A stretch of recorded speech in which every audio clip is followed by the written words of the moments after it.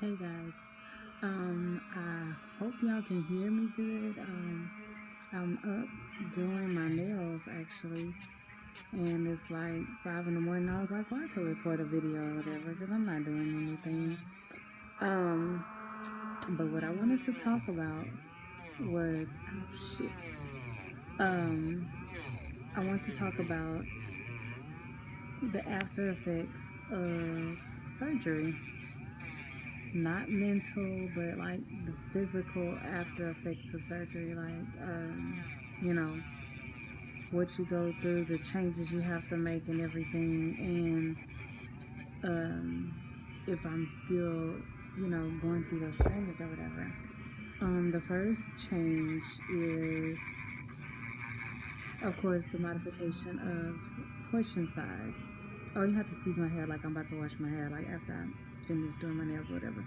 But anyway, um, yes, the change of portion size, and I think that that's important to realize because in the beginning, like you tell yourself, oh, okay, I won't be able to eat as much. I have to eat less, but like until you actually go through it, it's like, oh wow, I really can't eat, and it's just important to note that while eventually you'll be able to eat more, it'll never the hell?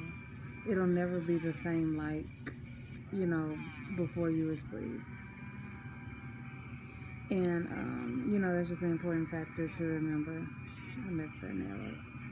Don't make it bad though. Anyway, um, yeah, that's the first thing, the portion size. The second thing is the daily vitamins. Whatever your regimen is, you need to just realize that you have to have one. And people are like, well, do I have to take vitamins? I don't never remember. Like, yes, you have to. If you don't, I know some people who don't take them regularly, who try to take them every once in a while, or who just don't take them at all. Their labs don't look good if they go to the doctor. But yes, it's a necessary thing. It really is. So that's something that you have to look forward to. I mean, there's a different, everybody has a different regimen. Everybody focuses on different things. And you'll see, what works for you eventually. Because what I was doing at 1 month out is not what I'm doing at 7, almost 8 months out. And as far as vitamins is concerned, but yeah, you'll see what works for you. Another thing is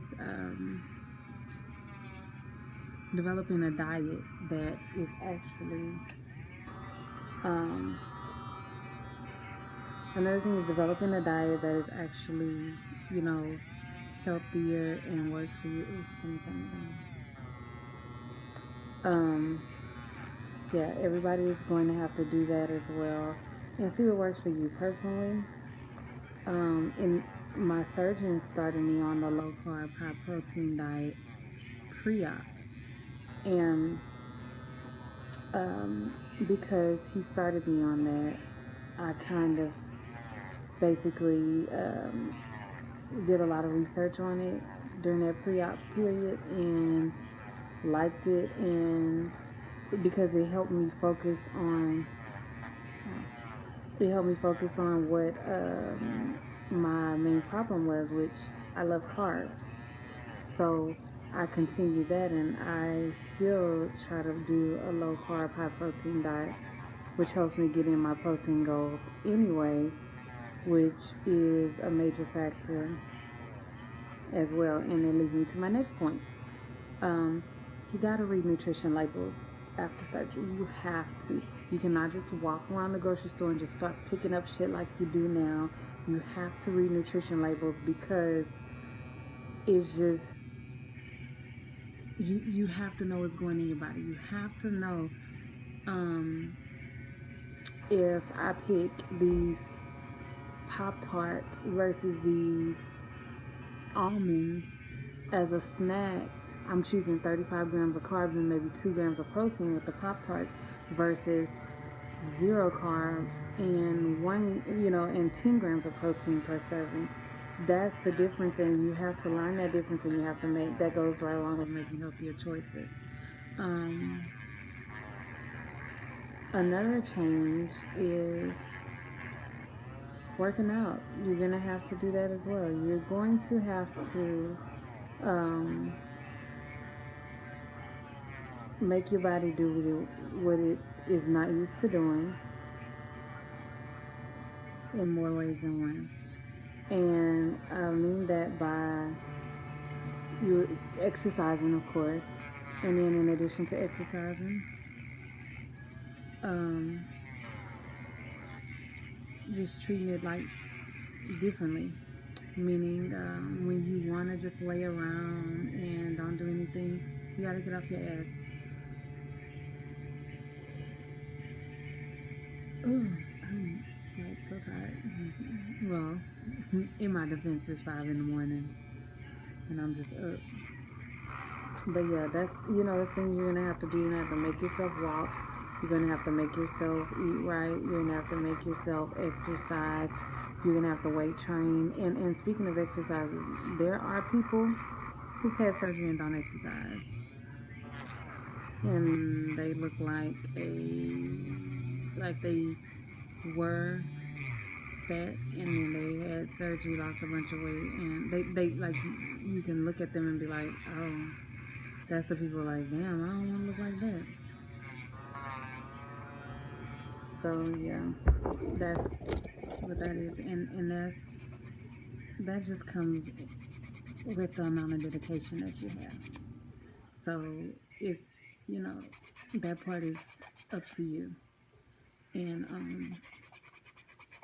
I think that's one of the main factors that differentiates the amount of success that people have. Um, is where they work out. Another thing that I think the after effects of surgery make you realize is your age. You're going to see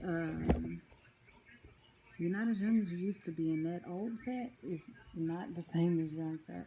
So everybody bounces back differently. And when you realize that, it just shows you how hard you need to work. Not saying you can't bounce back, but it just shows you need to work a little bit harder. I think that's it. That's all the things I can really think of. But yeah, just the after effects of surgery are different. I've learned that, you know, after it takes you a while to get used to things. Some people say, oh, it takes you two weeks to pick up a habit, or a month, or 6 months, or 3 months to make it whatever. Um, I think for me, at like the 2 month mark, I was kind of getting used to it. I was like, all right. Um, and going workout is taking me about 6 months to get used to it because I didn't like the gym. So for me to actually start going and stuff, I started going in January, in the middle of January. So for me to actually start going and stuff, I had to find something that I did like. And of course, that is my dance fitness. That is something that I like. So everything else that I do is just like, oh, okay. But what I did discover in the after effects of surgery is that stuff that I used to struggle with, like I used to struggle with the elliptical, and I felt like doing a mile on the elliptical was just like the toughest thing ever. But I liked the elliptical better than the treadmill, honestly, because it made me feel like I was running, because it goes. So that's why I always do the elliptical, because I just liked it or whatever. But I just like the other day, what day was that? That was Monday. I did a mile on the elliptical, and I did it at a very high resistance. I think the resistance was 10 and the incline was 10 as well. And I did about half of that mile on my toes as to work my thighs a little bit more. And before I'd have just been struggling just to do it. But that's the difference that taking 100 pounds off can make. And then my trainer teaching me how to breathe and stuff like that. It's just you see the differences and the changes or whatever. And then you learn to appreciate it and like, okay, well, that's why other people go to the gym because they don't have that struggle and they see that they can do it and stuff. So when those changes that you're trying to make to your body and the after effects of surgery, it's like you learn to appreciate them when you see the benefit of them. And like that's what I'm kind of seeing right now. I'm kind of seeing the benefits of like everything that I'm going through and everything that I'm struggling with and everything I'm working toward. It's like, okay, okay, I see why I'm doing all of these squats because I'm feeling like muscles in my thighs. Before it was too much fat to even feel that they had bones and muscles down there. And I was like, okay, so now I see my hard work coming into effect. And then that's when you realize, okay, the after effects of surgery, this hard work and the dedication and the things that I'm doing every day, they eventually do pay off. So, but yeah, all right, y'all. Bye, y'all. I'll talk to you later when I have something else to talk about.